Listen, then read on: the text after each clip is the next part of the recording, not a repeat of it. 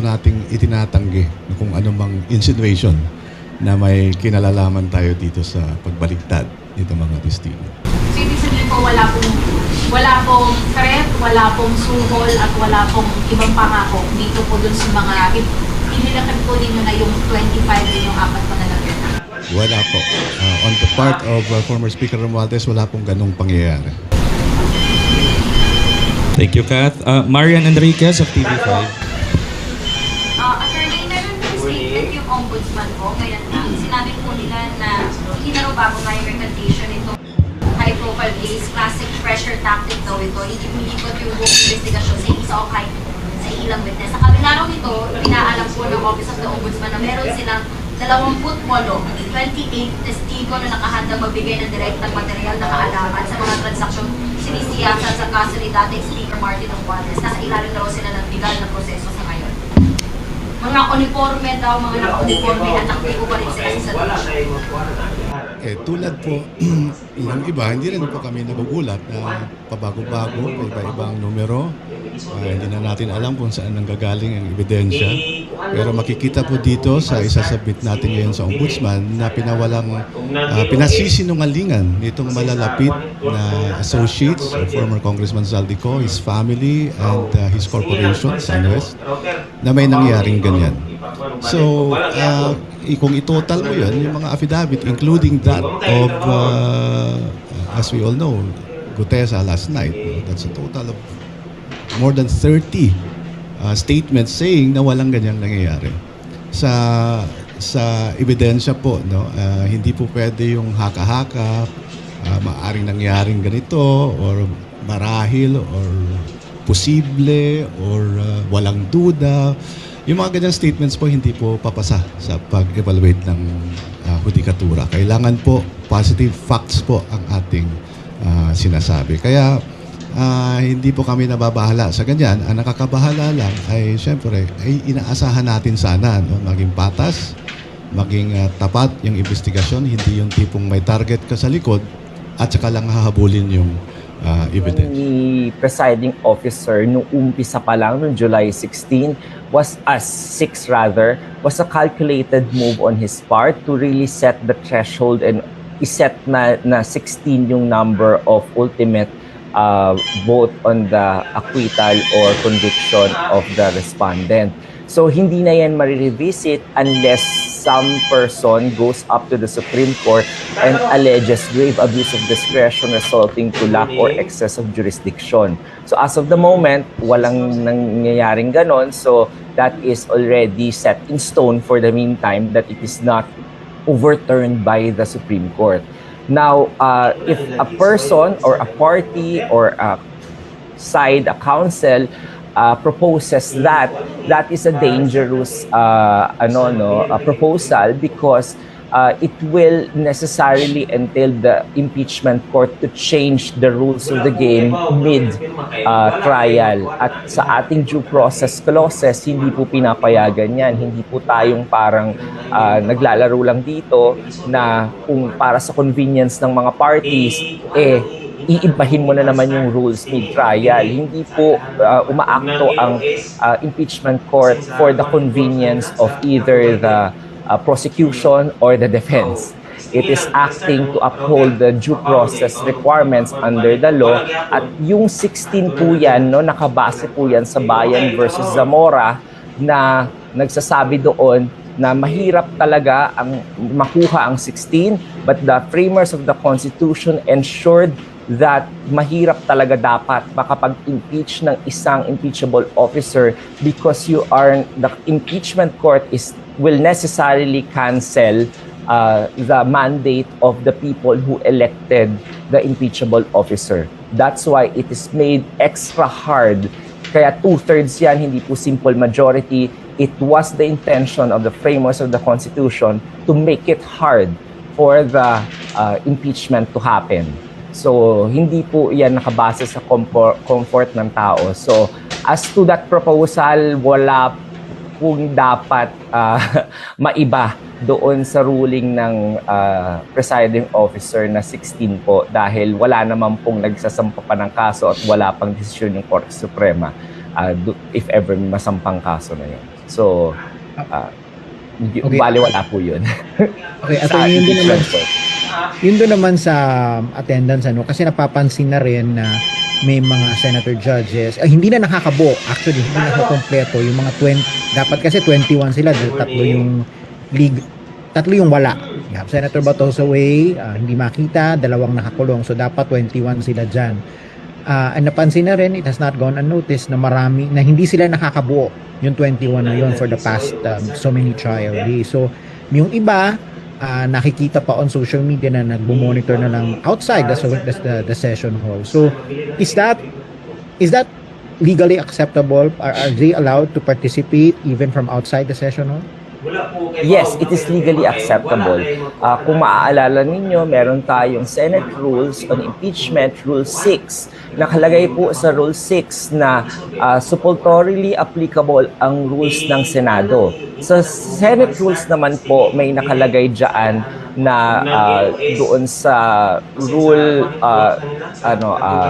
basta rule sa Senate, no, na merong supplementary application naman yung Rules of Parliament, mga Riddick's Rules at saka Hines Precedent. Doon sa mga rules na yon na sinabi ng Senate Rules, nag-a-apply dyan yung tinatawag na constructive o continuing quorum, na kapag ang isang legislative person, senator or congressman, ay nakapag-enter na ng kaniyang presence sa plenary, kahit lumabas siya dyan, continuing pa rin yung quorum because of the fact na hindi kinakailangan na parating nandun sila. Basta nandoon sila within the control of the Senate President na anytime pwede silang ipatawag ulit kapag kailangan na ng botohan sa plenary, continuing pa rin yung quorum unless questioned by any one of the members. So alam ng ating mga nasa lehislatura yung continuing quorum rule na yan. At sa ating mga ordinaryong tao, baka medyo first time natin naririnig yon. However, in legislative practice, that is considered legal because the Senate President has control over the antechambers and all the rooms in the Senate, at yung Senator's Lounge, yun naman ay nakatabi lamang sa plenary. So it is within parang pag pumunta sila doon, continuing pa rin yung presence nila on the floor. Walang na babawas. And as you have seen naman, no, yung mga senator judges na yon, hindi na tayo mag-blind item kasi alam naman natin na si Senator Padilla yon, Senator Villar at saka si Senator Bongo. They didn't really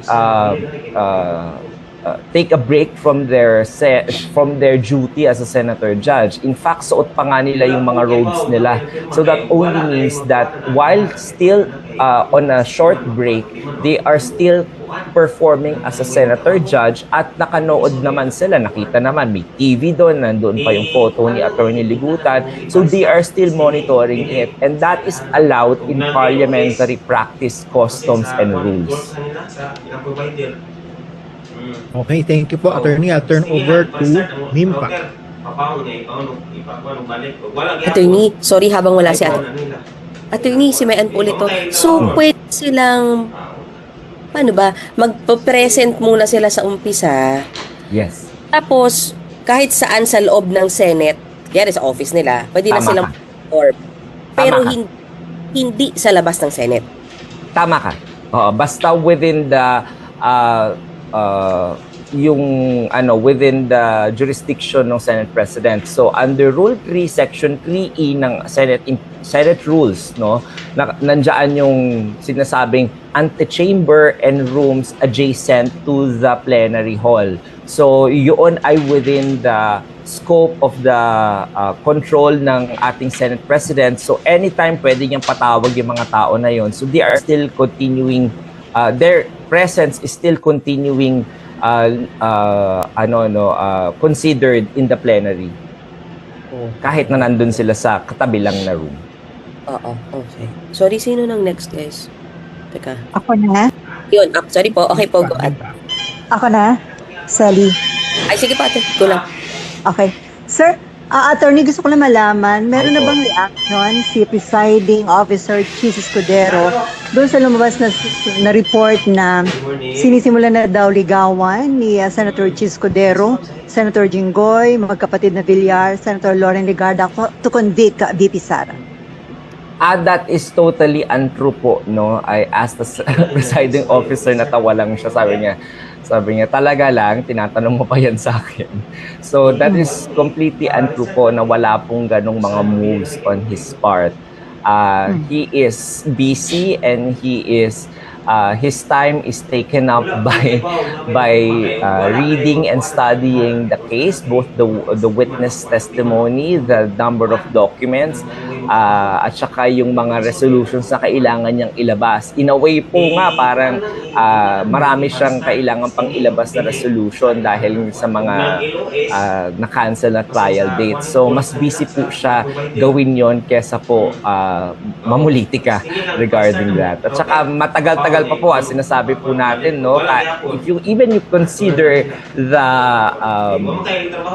yung ano na yun, no, kung totoo, the practicality of it, it's too early for you to actually do that. Dahil sabi ko nga 31 days pa to itong Article 1. Susunod dito, meron pa tayong Article 3, tas meron pang Article 2. So that will entail mga 90 more days, if sorry, not 90, mga 50 more days, no? Tapos magpapresenta pa yung defense bago sila magbotohan. So it's still too early, and at the same time, yung case of the prosecution, kalahati pa lang rin sila dito sa article na to, no? Sa Article 1. So medyo preposterous yung ganong insinuation by parties. So, anong tingin doon ni Senator Chis Escudero? May plano na i-discredit? Ano yung nakikita niya na intention ng ganong balita? I-discredit yung maganda niyang paghawak sa impeachment trial? Actually, he didn't describe anything to me kung anong tingin niya doon. Parang, nung tinanong ko lang siya, parang ang ano niya lang, bakit mo pa ako tinatanong? Parang alam mo naman na wala namang ganyan. Alam mo naman na hindi totoo yan. So yun lang, parang so preposterous for me to even raise it up to him. So I think ganun din yung iniisip niya na parang it's so preposterous na may ganung issue na logically, practically, hindi siya feasible for the meantime or hindi gagawin ng isang matinong politician to do it this early on. Pero pwede yung gawin kapag patapos na, sir, o hindi rin Hindi rin. I don't think hindi ganun si Senator Escudero eh. Parang as you know, no, kahit na before, laging ini-issue sa kanya yan yung regarding the Senate presidency, ganyan din yung pinalabas na issue. So lumang tugtugin na po yan eh, if you consider it. And any person pwedeng anuman, basta i-allege mo lang, parang yan na yan. At yung person na sinasabihan ng ganon, siya ngayon yung nabibigyan ng burden of proof na patunayan yung kanyang innocence on the matter. Even wala namang ebidensya, no? At wala siyang kailangan gawin. However, in a court of law, which is logical, ito po dapat na sinusunod natin, no, sa ating mga araw-araw na paniniwala sa mga lumalabas po na news. Kung sino po nag-allege, siya ang kailangan magpatunay at yung kailangan mag-defend sa sarili niya, yung accused o yung respondent, walang kailangan gawin. Kung hindi ma-prove yung allegation, he or she can sit pretty there without doing anything because of the presumption of innocence. So lagi po natin kailangan isipin yun na dapat ganon yung mas logical na pag-iisip kesa yung sa kabila na maniniwala kagad tayo sa allegations. Ang problema, parang dating, sir, blind item, walang source. Yes, tama ka po dyan. No? Mahilig po tayo sa ganon eh. Kaya yung mga ganyan, binabrush aside na lang po ng mga senators natin kasi alam naman nila kung ano yung totoo. Last na lang on my part. So on Monday, sir, kung meron ng impeachment trial, ilalabas na ni Presiding Officer Escudero yung pong ruling at warning sa both parties kaugnay ng kanilang mga naging public statement at saka pinopost sa social media.